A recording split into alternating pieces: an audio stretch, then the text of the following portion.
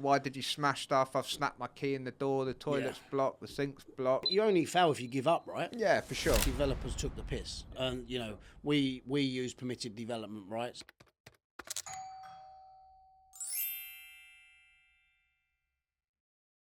Good morning, everybody. I am Duncan Kreeger, and I'm here with my guest today, Reece Mennie. Strategy of this podcast is maybe slightly different. I want you to meet Reece at the same time as I'm meeting Reece. So I haven't done a huge amount of research. We're just going to have a friendly conversation, and hopefully you'll find it interesting. So, Reece, welcome. Thanks for having me. Thank you very, very much for coming. I appreciate it. As I said off air, a little bit different from me. Normally, me asking the questions. Yeah, yeah. I'm in the hot seat today. I've been on both sides of the coin, so I'll try not to give you too much for grilling. That's fine. Why don't you do me a little introduction? Tell me a bit about yourself. Yeah, I'm used to a grilling, number one. So good. And there's no questions. Ask whatever you want. Yeah. So I'd say I'm an entrepreneur. Multiple businesses that I own, from fundraising entity, working with high net worth and sophisticated investors all around the globe, to being a property developer, my own boxing academy that I'm a partner in as well, and my own marketing company. Interesting. I think there's going to be lots of similarities between us, probably crossed the same paths at slightly different times. Yeah. So we'll pick up on some of that. Why don't you take me back a little bit? Is property like your main passion, or kind of how did you end up in property? Not really, no. It wasn't to start with. It is now, Yeah. but when I was younger, it definitely wasn't a passion of mine. No, a passion of mine of growing up was just to make money, to work from a young age. You know, from at school. I know you hear it. Every entrepreneur starts with selling sweets at school and this, that, and the other. But I fell into it. I worked in my dad's business. I left school early, 14, 15. Left school, worked in my dad's business, and worked my way up. My dad sort of drilled into me hard work and working for a low wage in his company at a young age. Yeah. Instilled that work ethic in me. There is no substitute, is there? No. Especially when you work for yourself, where no one's actually telling you, right, you got to get up, you got to go here, you got to be on time, you got to have a plan. It's all on you. Work ethic these days, it's hard to come by. Yeah. In my opinion, and Yeah. I think that's what we're working on in a few of our businesses at the moment. You know, we're looking at bringing on apprentice to work with us, bringing younger generation through, but installing into them, you know, you only get out what you put in. Yeah. It's interesting because I know a lot of people talk about the next generation and, like, you know, it's lazy and they've got different sort of experiences. I think what I've come to realise is it's not actually about your age or which generation you were born in. It's about finding those people who, what I would say, that you get it. You know, so I've got a nephew who works for me who just shows up early. He's there every day. He's consistent. And it's sort of reminded me, well, it's not about his generation or his age. No. It's just that he's hungry and he really wants it. So what's your main business? What do you spend most of your time doing? Developing at the moment. Yeah. So the core of my day at the moment is working in the property development business. What's that business called? HJ Collection. Yeah. So we're a property developer. We convert office space right the way across the country. So down as far as Portsmouth, right the way up to St Helens, up to Scotland. Buy old office space in second and third tier cities and convert that into residential, retain that. Let's go into, if you don't mind, let's go into a bit of detail on a project that you've recently finished, the last one that you actually finished. Yeah, so Stafford. we can go on a journey from how you found it, how you assessed the numbers. We only had 5 minutes before, but, you know, touching on whether it was on time, on budget, how you funded it, and then whether you sold it or kept it at the end. Super interested. It's right in my wheelhouse. I understand this stuff intimately. So, yeah, take me on a journey through one particular property. Well, I'll take you on a journey from in the business of how we find sites, how we appraise sites, and how we see whether they fit for what we're looking to achieve, and then we can drill down on one of them. Yeah. So we have a team that are out on the road, out looking at sites. You know, Runners. I wouldn't say runners. I would say there is runners on the road that they don't work for us. They're probably people that are always out looking for sites. Then I've got my team, my head of acquisitions, that will then get them runners, feed into him, if you want to call them runners. Yeah, say no. Feed into Okay, him. this one's interesting. What have you got? He'll look at probably 10 to 20 sites, I would say, a month that come across these desks. He'll look at them. He will then pick what he thinks works, what he likes the look of, what he does a quick appraisal on. Look at the numbers. He will then go out and look at them. He will probably, after the first visit, or sometimes if he thinks that he wants to take somebody with a little bit more construction background in the team, he will take our development manager with him or our construction manager to go and look at the site as well. They then run the numbers. They look at what the site looks like, what state it's in. As you said, what's behind the wall, you know. Some people say conversion's tougher than new build. I think there's swings and roundabouts in both of it. There's benefits to it's all in the conversions. research, right? As you said, I mean, if you take a flyer, even if you're developing on a piece of land and you haven't done a soil test, you don't know what's underneath, and first time you put a shovel in the ground, you figure out it's going to cost more than you thought it was. Exactly the same with the conversion. You think, you've got a good shell. Turns out you start ripping things off and you don't know what's problems underneath the floor, the roof, the foundations, whatever it may be. And that's why we have to do such a detailed appraisal and a detailed due diligence process before we look at numbers. So, that will come to us at a figure. They will come in, and the sources will come in and say, this is on the market, not on the market, off the market, but for, let's just use 3 million, for example. We then run our own tests, stress tests, and we go back and say, listen, we're interested. However, according to our appraisal, this is how much we can afford to pay for this building. This is how much it is to us. 9 times out of 10, you're mad. Too low, we're not. You're mad on day one, but we'll come back when we need you. Correct. And then 9 times out of 10, they come back. Yeah, sure.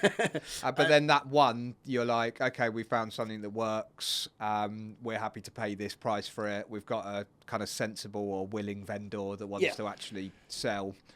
I guess just a couple of questions before we move on. It's how many of those people are actually employed by you? What's the size of your team? And are they all employed under kind of one property / construction business, or do you segment it? Yeah, good question. So HJ Collection is the name, and then we've got special purpose vehicles, SPVs, that we set up to buy the assets in. And then we've got HJ Collection Developers, which is actually the development company that do the developments. Our core team is employed directly by HJ Collection Developers.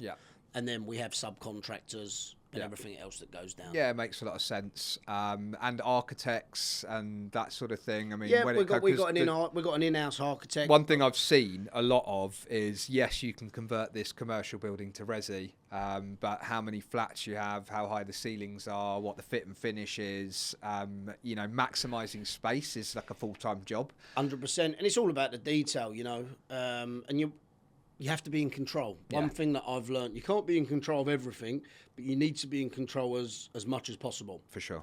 And you need the right people to be challenging the professionals, as they call themselves, of why have you done it like this? Why have you done it like that? Because the professionals don't necessarily have the experience of being and doing the conversions hands-on. So they've got great ideas, they look at it, but there's nothing better than one of my team that's been on site and gone, well, why are we putting that wall there? When we know last time we put it there, it caused us this much of a headache. But those things continue to evolve the whole way through a project. Constantly. Right? We've had a think, and if that window was on that side, then we could have a bit more space, and you don't need one. But what we've got better at is it was like that. But now what I'm pushing for is to get all of that detail done before. I know you do get little bits and pieces that happen as throughout the conversion. Yeah, but you want to minimise that to kind of smaller things. When we first started, we was having a lot of that on site. Let's bring the architect back, let's change this, let's change that. I try now to get all of that done at the front end, so that when the team are on site, they know exactly what they're doing. And that that document, them drawings that they're working from, Sure. they've been worked on for 12, Yeah. 18 months, and they are how they need to be. I've seen that go, both extremes. As you know, we lend money on these sorts of projects, done thousands of transactions in my career. I think I've seen both ends, and they can both work well.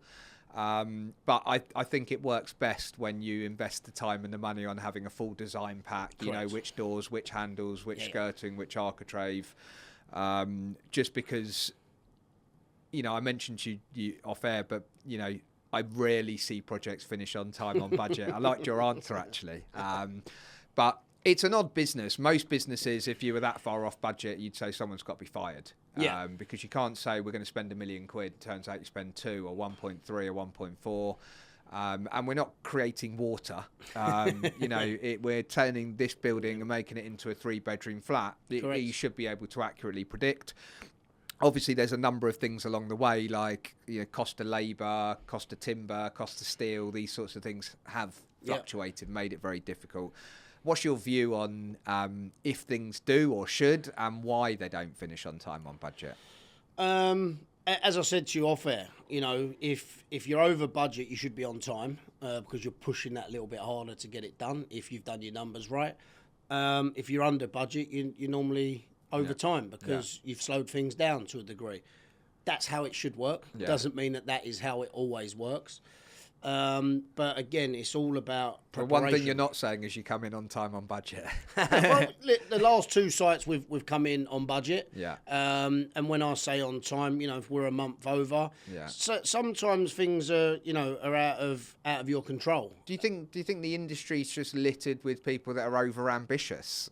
Yes. Yeah. Yeah. I think if you give yourself a real target, instead of what we want to hit. Let's not look. We all want it done yesterday. Sure. But let's be realistic and let's look at what it's actually going to take to get this to where it needs to be. Yeah, sure. And if you've got realistic targets, and the other thing as well, you're talking from a lender's point of view. Yeah. A lot of developers want to, when they're going for finance, they want to tell the lender.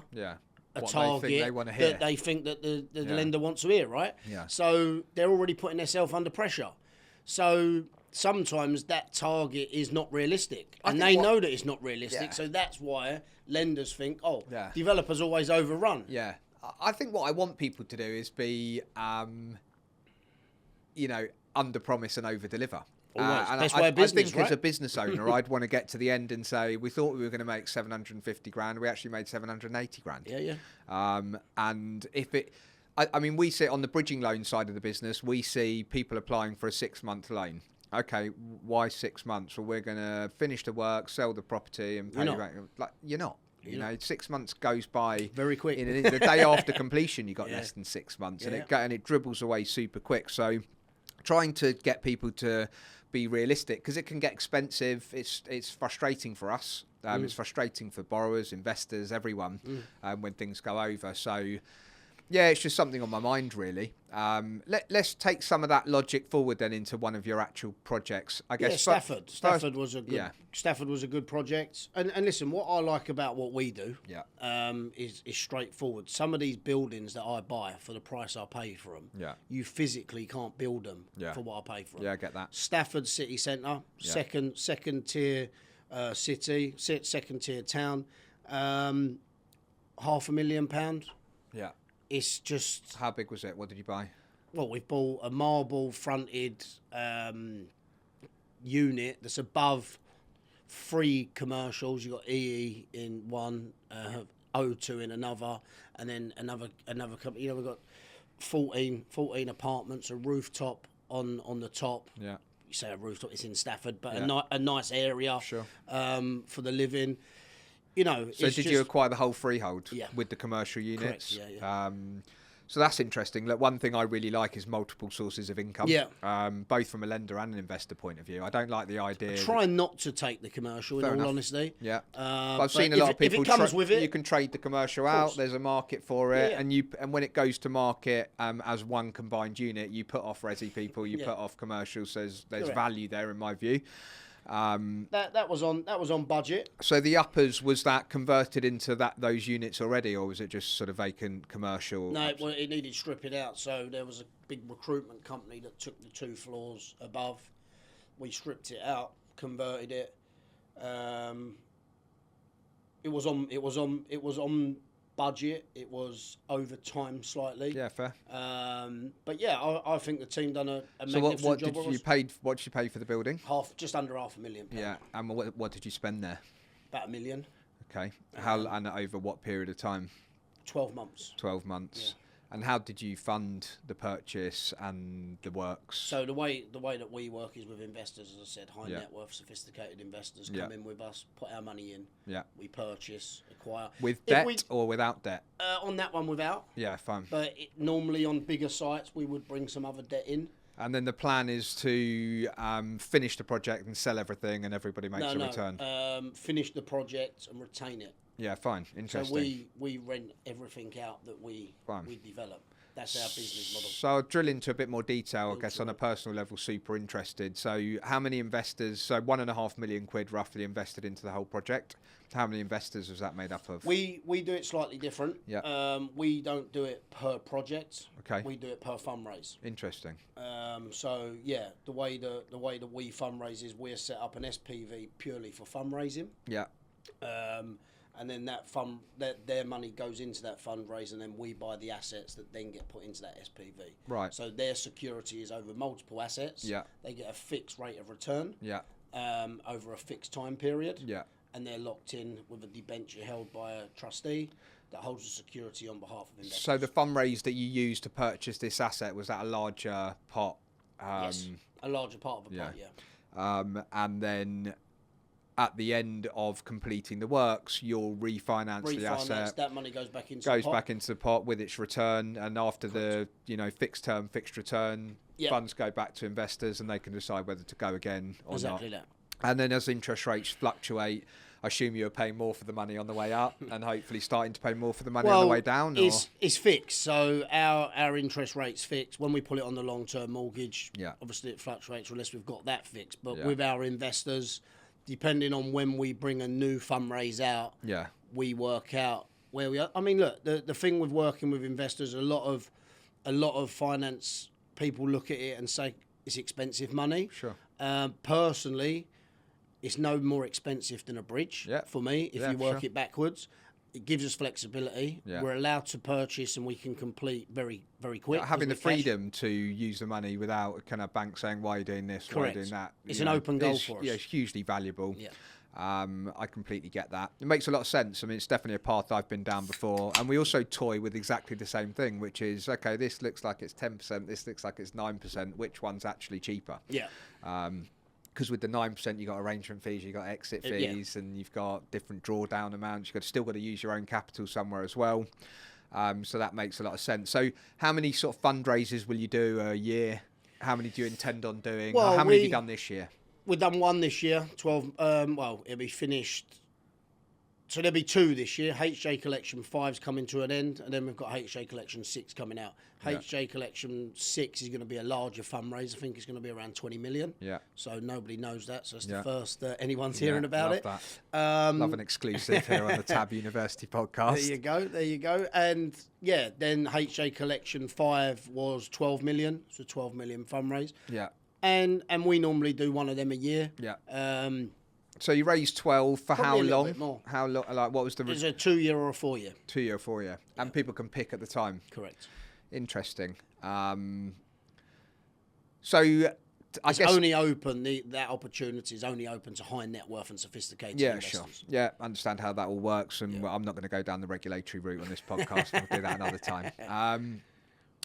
So I guess what I think would be interesting for the type of people that work, so this Tab U is Tab University. Yep. Tab's obviously the lending business. The idea of Tab is Tab U is to give value back to the audience and say, look, this is an insight into how other people do it. Yep. One thing I think some of us are better at than others is raising money. And a very, very close pal of mine, super, super successful, just doesn't like the raising money part. Not good in front of a bank, not good in front of investors, doesn't like it. Whereas on the flip side, I think it's super important. because my ambitions are so grand, Yeah. I never have enough money. So I need to be good at fundraising, and I think we share. There's two of us in the room. Yeah. So I think what I'd be interested to drill down on is kind of how you've approached that. You know, what were those first conversations like? What was it like when the first person said yes? How did you navigate? Is it regulated? Is it not? The professionals you use around you? Maybe there's a lot of questions there, but just to maybe speak to some of that. Yeah, I mean, look, so I'd say what you're asking is how did I start and how did I fall into it and how have we structured what we've structured now? Yeah. Let's strip it right back. So Hunter Jones Group, which is my introducing company, started by just introducing high net worth and sophisticated investors to property opportunities. Yeah. And what did that look like? What did that mean? I started that in 2013. And the reason I started that is because when my father sold the printing company that we worked in, I was on a roller coaster of opening other businesses and doing other stuff. I opened a clothing brand. I had a clothing shop, doing different things. And in the end, my mum was like, look, why don't you try and be why don't you try and be a broker in the city? Yeah. And I was like, never worked in an office. Yeah. Don't fancy being stuck in one environment. Doesn't sound like a bit of me. Yeah. Anyway, cut a long story short, I've got an interview. Yeah. All from her doing. Pushed me into it, got into it, and it was in the alternative sector. And I learned a lot in that marketplace in a short space of time. But what I did realise, is that a lot of companies in the alternative space wasn't really geared up for their investors. Yeah. They was geared up to make money. And it was just to introduce investors and get paid a commission. Yeah. And I was like... Still a broker, but a different type of broker, right? Yeah. And I'm like, okay, I could do something here. I could find somebody, a property developer, where there's a niche. There's a lot of investors that have got appetite to lend their money. For sure. So I started Hunter Jones Group. Went on my own. Yeah. I had a business partner at the time, which is a whole nother story. I bought him out, but he's gone. We started Hunter. Choose your partners carefully is the lesson. Yes, very, very carefully. Started Hunter Jones Group, started introducing, and we was really successful. We started off with 4 salespeople. I trained them. Yeah. We was a marketing company. We was marketing Google, PPC, Facebook, Meta, doing events. Every penny we was earning was ploughing back in to building and bringing new inquiries in. Because if you've got no inquiries, you ain't got people to speak to. How'd you introduce anybody? A couple of them projects went really well, really successful. A couple of them wasn't as successful. And then I thought to myself, it was 4 years down the line. And I was like, well, some people like us, some people blame us for the ones that don't work. But we're only introducing, everything that we say is you have to do your own research. Yeah, try and produce the facts and you make a decision on your own. However, that's all right when things go well. Yeah. When it doesn't, there's always somebody to blame, right? Oh, I hear you, yeah. So I was like, that's fine. And then, I'm big enough to take responsibility. But if it's not me that's made the hiccup, and I'm not getting the information to relay on to my investors, it makes me just look like I'm not really doing anything, but I can't do anything. So how do I change that? I worked with a really, really good property developer in Doncaster. I was a partner of his. I had equity in his company. We raised some good money doing PD, and we converted a lot of office space, and we paid back 40 odd million back to investors in a 2-year period. I was like, I'm going to do it on my own. Yeah. I'm going to build my own development company. I've learnt enough. He was happy for me to do that. He wanted to work with me and point me in the right direction. And I was like, do you know what? I'm in control of my own destiny. Yeah. Now, if I look at investors and there's a delay, I've got the answers, or Hunter Jones Group's got the answers. And that's how it snowballed. So I think the message here is you have to earn your stripes first. Always. It's not simply a case of, right, I'm going to start pitching investors to invest in my company. It's how do I get the knowledge of how to source inquiries, how to get through them quick enough, what to say when I get them on the phone, what if they say yes, what if they say no, those kind of... Fundraising is about being in front of people. It's about networking. Yeah. It's about having a good pot of people to speak to. Doesn't come easy. Yeah. It's very tough. Is that why you want to do more of this stuff? Yeah, we started the podcast. We've had some great people on the my podcast is not for investment, really. Yeah. It's more we talk to like-minded people similar to yourself. It's a branding exercise. Yeah. But it's about fundraising. I enjoy it. I like having conversations. I like talking to people. Yeah, me too. And I'm a networker. I'm a fundraiser. Yeah. I've converted into being a developer. However, you can't do everything yourself. Yeah. You have to start off small. You have to put everything in, but you need to give. And as I said, I'm contradicting myself a little bit because I said you need control, which you do. But in business, to grow, you have to give some of that control away, and you have to allow people to try and produce, because you got to have faith in them. If not, why are they working with you? Yeah. My biggest motto in my business is the only people that don't make mistakes are people that don't do nothing. Yeah. However, don't make the same mistake over and over again, because then, you're not the right person. Yeah, I mean, the fear of failure holds a lot of people back. And as long as you do things with your head held high and for the right reasons, like you said in those early... Why does it? Yeah. I don't know, to be honest. Look, when you say that, I'm just very aware that I'm built in a way where that question is real. Yeah. Like, I don't get it. I don't. Go for it. What's the worst that can happen? You fail. Who cares what they say? Who cares what they think? Are you doing a good job? Have you done everything? You learn a lesson from it, and you come back bigger and stronger next time, and just repetitions.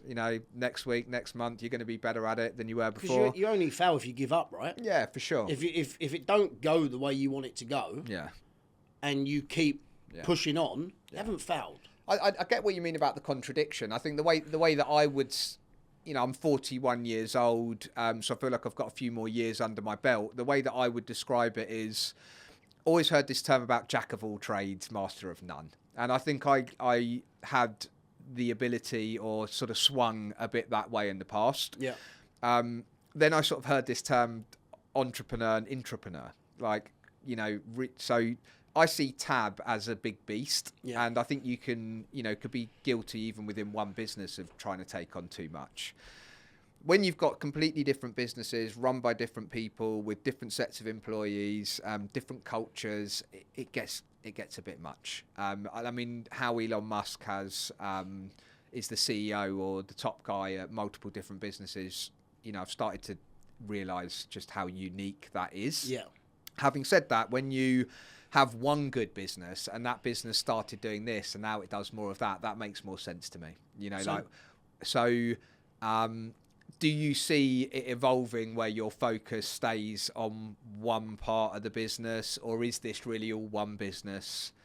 Yeah, I mean, look, what you've said is the same as my thinking. Like, if you look at my portfolio of businesses, they all work with each other. Yeah, they all make money from each other. Sure. Complement each other. Yeah, and then they all sub out to other companies and do work for other companies, which technically gives me what I need. Yeah. Give you an example. We've got the development company, and we've acquired a groundworking company. Yeah. That groundworks company and civils company does all of our groundwork and civils company, but it works for other companies. Sure. My marketing company, Bigas Marketing, that works with other businesses in different verticals, also does all of my marketing. Sure. So it's like, the idea being, if you're busy enough, they don't need other clients, then great, you've got your own team, but you're not, paying all the bills no matter what, correct, whether you need them or not. And that does make sense to me, and that resonates with me. And as I said, the more we talk, the more sort of common ground there is. Why don't we segue off for a minute because I know you've talked to me about some other businesses, maybe completely outside, or other projects, other passions, other things you spend your time doing. Why don't you tell me a bit about those things? Yeah, I mean, passion. I'm into football. Yeah. I was at Tottenham last night. Were you? It wasn't an exciting game, but I was there. So we got a season ticket. We take. I'm an Arsenal fan, by the way. We should have dealt with that at the beginning. Well, we'll see what happens. Champions League football for a change. This year. Exciting. But it wasn't. It didn't feel like a Champions League game last night. In all honesty, the atmosphere wasn't great, in my opinion. There wasn't big away supporters.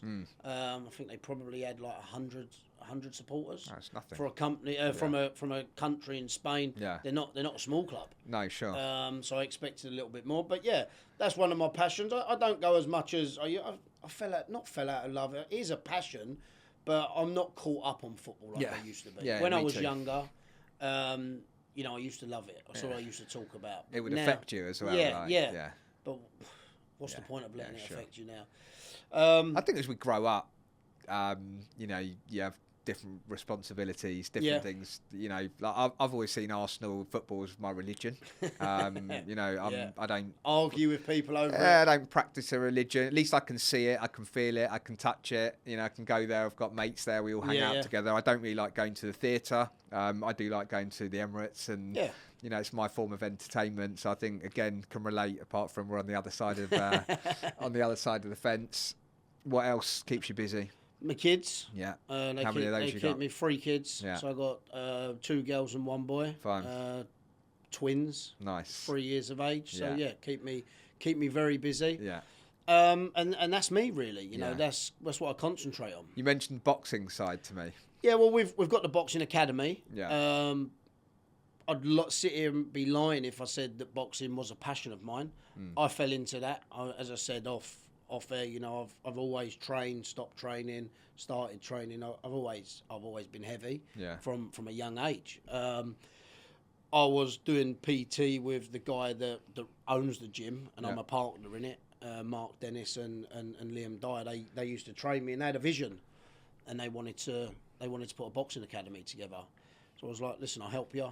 I've given them some knowledge, more of the business side of it, the numbers, put a little bit of money into it for them as well. Yeah. They're doing well. We run some events, so they do some white collar events that went really well. We've got some professionals down there as well that train in the gym. Mark's a professional licensed coach, so Lily Winch is homegrown. She's come from out of our camp, and I think she will be a world champion. So it's not my passion. Yeah. I don't know boxing in and out. I'm more of a football man than a boxing. What is it that made you want to do it? Is it obviously you mentioned the sort of personal journey that you've been on, but I think as we get more successful, we put ourselves out there more people come knocking. Yeah, I liked Mark and I liked Liam. I bought into what they wanted to do. So it's the people you bought into. More than anything. You believe them, you trust them. I believed in what they was doing and what they was trying to achieve, and it's evolved because we didn't expect it to be what it is. Yeah. It's sort of turned to a hub for the community. So there's a lot of kids that come from a lot of the schools locally. Makes a lot of sense. That are struggling academically, and they're coming into the club and they're being trained. And there's some great testimonials at how it's helped their schoolwork, how it's helped them develop as people and humans. So it's quite infectious as well when you surround yourself with that positive energy and you see, you know, there's more than just money to it. It's like that kid's got a smile on his face. Where would he be if we weren't here? Correct. And listen, when the gym for me, I'm not in it for money. Yeah. It's more of just... But you don't want to lose your money. No, either. Of course you don't. But it's lovely to go down there on a Thursday night and see under 11s training. Normally you see that at a football club. Go down the boxing club. There's like 11 to 14 kids, all running around, all doing drills, all really enjoying themselves. In the summer, all the mums and dads standing outside, talking, mingling. Sure. You know, it's a nice atmosphere. It's nice to see. Yeah. In credit to the guys, that's what they've done with a little bit of backing from me. They've done well, and hopefully they continue to push. Nice. What about some of the international stuff we talked about? But both seem to have a passion for Dubai.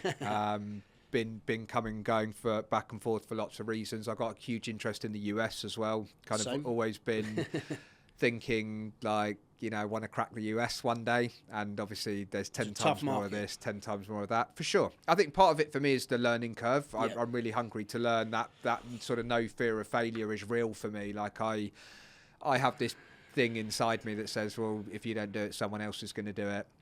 And the other side, the other shoulder's like, stick to what you're doing. It's going really well. Keep your head down, stay focused. So we'll talk about that kind of international idea community. We've learned a lot in America. We've started fundraising in America. Fundraising is difficult there. We're not developing out there. The reason that we started fundraising, we had a couple of big investors that wanted to invest. As we said, we're not going to get into the legals of how we fundraise or what it is for high net worth and sophisticated investors. However, US investors couldn't invest into it. Yeah. And I was like, well, look, we want to invest with you. We like what you're doing. So we structured a PPM in America through lawyers in America. Yeah. Put it all together, and now we've got an office in Pittsburgh. which is an hour on a plane from New York, Yeah. and an office in New York. Interesting. Why Pittsburgh? Because that's where our lawyers are based. Yeah. And they've introduced us to some great investors. So we've got a little presence there. People think US versus UK, but actually it's 50 different individual US states. They've all got their own rules, tax rules. The US love us. Yeah, for sure. Americans love, Yeah. and they just love working with us. And everyone's like, why? Surely it's difficult. Why do they want to send their money over here? Why do they want to work with it? When we go out there, we do like an event every 6 months, I suppose. We want to start doing them a bit more. We go out there for 2 weeks. We do 3 or 4 events every 6 months out there. Yeah. We get like 30, 40 high net worth accredited investors turn up at our events. What do you do? Like a pitch, stand up, do a presentation, talk through who you are, your track record, what you're planning to do. Yeah. Interesting. And Dubai? Dubai, so we've got an office in Dubai, which at the moment sells Dubai stock because the Dubai market is hot. Yeah. So selling Dubai property. Correct. As in an agency. Yeah. Yeah. Which is under Hunter Jones Group. Yeah. They also do fundraising for HJ Collection. So if they come across investors that don't want to buy, they flip them into maybe putting some money in the fixed rate. Yeah, and you mentioned the US likes the UK. I think my experience is that if you want to diversify out of any country, the UK is pretty high on people's agenda. Yeah. And I think one of the things that's on my mind, I mean, the sort of political environment all around the world at the moment is chaotic. I mean, reading the news is I'd rather not. Yeah, I mean, it's super interesting. Very, very, very hard for me to get my head around. But what I hear a lot of is, we're leaving the UK. I've had enough of this shit. I just personally don't feel that way. I like the UK. I'm here to stay. I want to build a business, employ people. This will always be my home. This will always be my hub. Yeah. And I think the reason why the international community looks to the UK is because we have a good legal system. We have a load of history. We have, everything's mature here. And tried and tested. Yeah, and when I look anywhere else, and my head gets turned, thinking, there's some sunshine over there, and the tax regime's good. I think, is the grass really greener on the other side? I mean, what's your view about all these people saying, I'm packing up, I'm leaving? Where's your head at? It's down to each individual and what they're looking for. Yeah. I'm with you. I will always have business in the UK. It will always be my head office. It will always be where we're based. Do I agree with some of the tax implements that the government Obviously has not. got? No. I mean, they're just making it harder. Yeah. And they're losing entrepreneurs. Yeah. And they're losing people that think big. Yeah. However, will other people come through that think big? Of course they will. Yeah, sure. It is what it is. Dubai, I love Dubai. Don't get me wrong. Could I see myself living out there full time? Yeah and no. Yeah. I would. I don't think I'd be there full time, as you said. It's far too hot in the summer. Yeah. Have a place out there. Sure. So going backwards and forwards. I'm all for holiday homes. Yeah, don't get me wrong. six and a half hours on a plane. Yeah. I like being in Dubai more than I like being anywhere else. Fair enough. When I'm in America, I'm behind everybody. Yeah. And I don't like that. Yeah, I agree with that. In Dubai, I like being in front. You know, you've got them 3 to 4 hours. Yeah, where no one else is awake in I'm the up. UK. I've done what I need to do. I've briefed everybody by the time they've got up. Yeah. I've got my afternoon to do what I need to do or anything urgent that comes in. Yeah. That works for me. Yeah, so me I too, could actually. see myself out there for 3-4 months of the year Yeah. doing that. But ultimately, you know, we're in a growth phase at the moment. You know, we've got big ambitions. We're looking at $500 million GDV in the next 4 years. Yeah. We're 120 million GDV under management at the minute. We'll come back to your ambitions because I want to talk about kind of where you see the future. And I guess just staying on Dubai for a second. I mean, what's your sense about what's going on in the property market over there? It boils down to the same thing. You know, property prices are higher than what they was. They're going up. Will they plateau? Will they stay the same? They're not going to go down because supply is you know, it's not there. Yeah. demand outweighs supply. Yeah. As much as people say, if you're on the ground out there, you want to buy something. Yeah, there isn't a load of options. It's I hear hard. the same thing all the time. It's hard. Yeah. It's It's not hard. like you can go around and they- see 20 villas and No. decide which one you want. And they're giving more and more visas out all the time. Yeah. What about the market in the UK? And then let's separate, I always say location. Like, to me, I know London really, really well. I've grown up on the streets of London. I absolutely love London. And I would say I'm almost a snob for London. Yeah. Like, I don't really understand these different areas. I guess my point is, what I've learned about location is it's not enough to know the postcode or even the street. Knowing which side of the street you're on, whether it's a lower ground floor, raised ground floor, three-story walk up, these things make such a big difference to value. So with my lending, If you're selling, yeah, if you're selling, definitely. yeah. With me, Well, in other words, if you're holding long term, it doesn't matter. I wouldn't say it doesn't matter. Some of the areas that we work in, Doncaster, Wakefield, nothing against them areas. I've made some great money up there, but they're not growth areas. Sure. So we're taking, our uplift is taking something for £500,000 to £1 million, throwing £1 million at it and converting it to £3-4 million GDV. Yeah. And holding it on the rental income. The rental market across the country is buoyant. Yeah. There's more and more people renting than ever. Buying so unaffordable that there isn't another option. Yeah. So if you want to actually have a roof over your head, nine times out of 10 you're renting. So that's why location to me is not as important. Interesting. Because So is my stuff rents it anywhere. income then? Correct. Yeah. And therefore, how do you extract the most amount of income? Like taking these commercial to resi investments, is it... I think there was a big push on micro units, small size, pack them in. Like, how do you maximise investment? Developers took the piss. Yeah, for sure. We use permitted development rights. Yeah. They've had to put more and more legislations into PDR because people was just out and out. Yeah. Putting people in box rooms. Yeah, for sure. So again, it's all about the way that I look at it. It is about income, and it's about making money. But I like to look in any of my sites that I go on when they're finished. Would I stay in these? Yeah. Would I live here? Yeah. If I had to move up here, Yeah. would I move in this place and would I be comfortable? Yeah, I think that sniff test is very good. I hear developers say that all the time. And, if you take that to the extreme, it's like, no, I wouldn't fucking live here. Then why would you want to own it? Why would you spend your money there? Who's going to rent it? What type of quality are you going to get? And we get like people leaving mum and dad's for the first time. We get young professionals. Yeah. So... Yeah, they're done. Do you go social housing? Do you look No. at that sort of stuff? No. So private tenants, family type units. Yeah.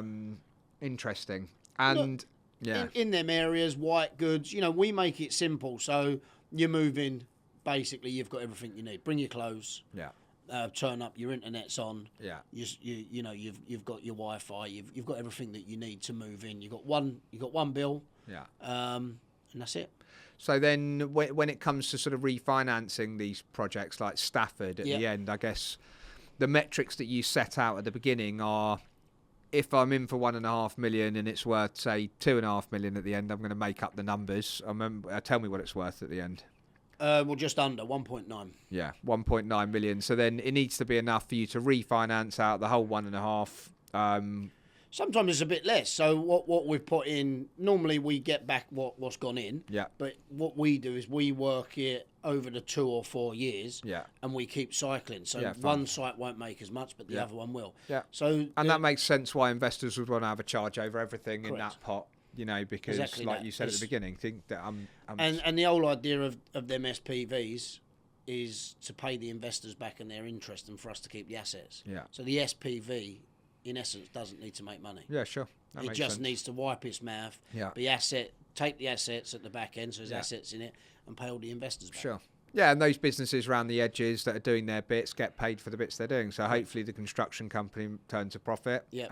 And the overall propco, you end up with the assets. Is that when you refinanced onto longer term debt? Who do you do that with out of interest? Challenger Banks, Yeah. Redwood, Shawbrook. Shawbrook, Cambridge and County. Yeah. Tab in future.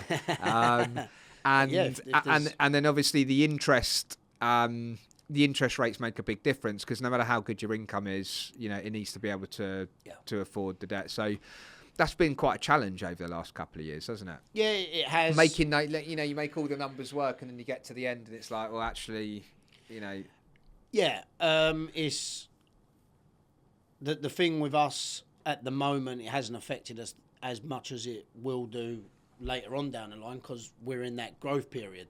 The main thing is building, getting them done, refinanced.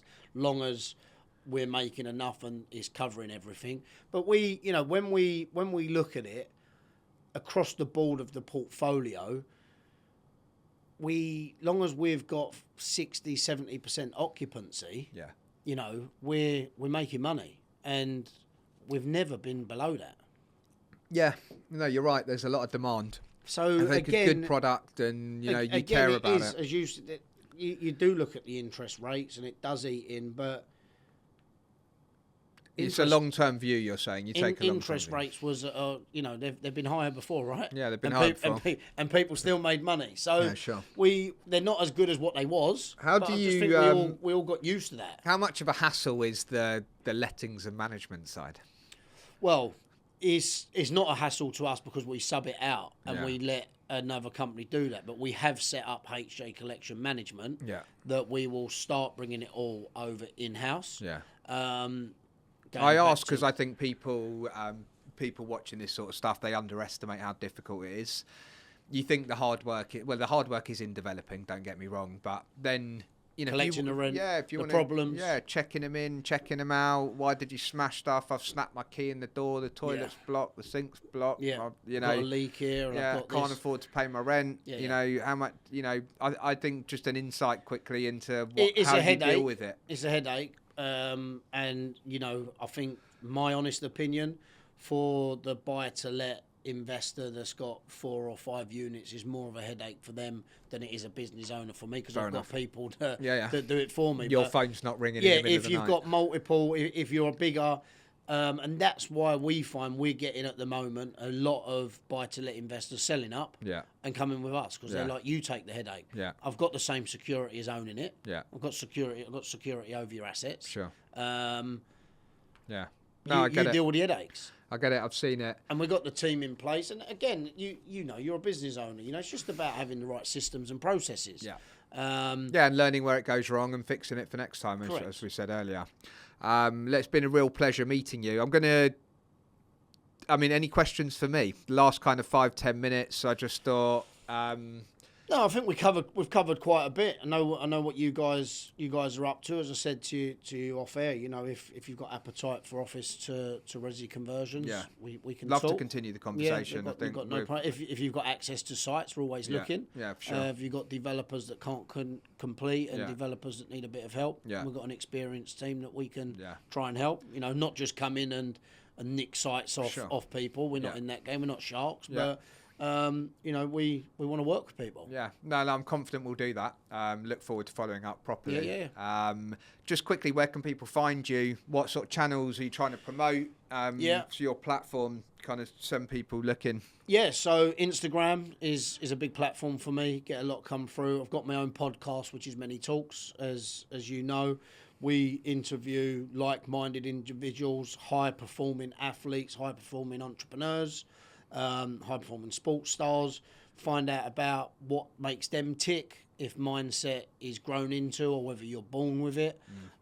Drill deep into some people's journey, really. Is what How have you enjoyed being on this side of the mic for a change? I've enjoyed it. Yeah, it's been really good. Yeah, I think you've done well. Yeah, you're clearly really very relaxed, good at what you do, used to talking. I enjoy it. As I said, put me in a room with people and I network.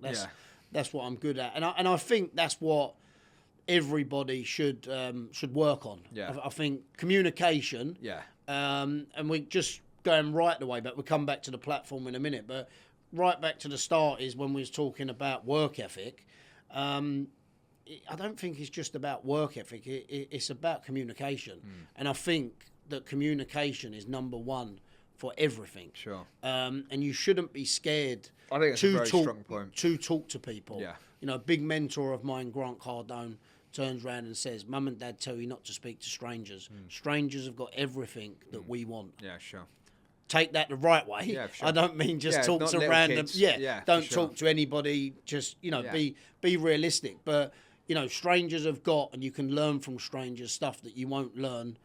In other places. No, I think it's a really good point. One of the reasons why I like sitting on this mic and I haven't on this side of the mic and I haven't done it for a few years, to be honest. I had a podcast way back when, but it's because I feel like if you do all the talking, you can't learn anything. Yeah. If I sit here firing questions at you, I'm like, that resonates with me, that resonates with me. So I don't have a sort of one particular mentor, but I like to think I'll go into a conversation, even in the pub, and think, you know what, that's interesting. I hadn't thought of that, I hadn't looked at it. And you want to know these different perspectives. So I want to know how I'm perceived when I talk. Yeah. What sounds obvious to me, is that obvious to you? So I've enjoyed it. But yeah, YouTube, we're on. Sorry to jump in. YouTube, Instagram, LinkedIn. What is your Instagram? What is your YouTube? Is it all Mennie Talks? No, it's all Reece.Mennie, Reece Mennie on everything. Yeah, and Mennie Talks is just an add-on. My website is reece-mennie.com. Yeah. So my own personal You're on website. the personal branding. Yeah. So you can find everything out about my portfolio. You can find out what events I'm talking at next, where I'm at. If you want me to come on your podcast, if you pick this up and you like the conversation, more than happy to attend on podcasts. Brilliant. Happy for people to come on my podcast. So if you're listening and you think that you can add value to my podcast, feel free to reach out to me or the team. Yeah. I'm approachable. I'm here to help. I don't know everything. I'm learning. Yeah. But we just need more like-minded people. Good man. It's been an absolute pleasure. Thank you very much for your time. Good job. Appreciate it. Cheers. Cheers, mate.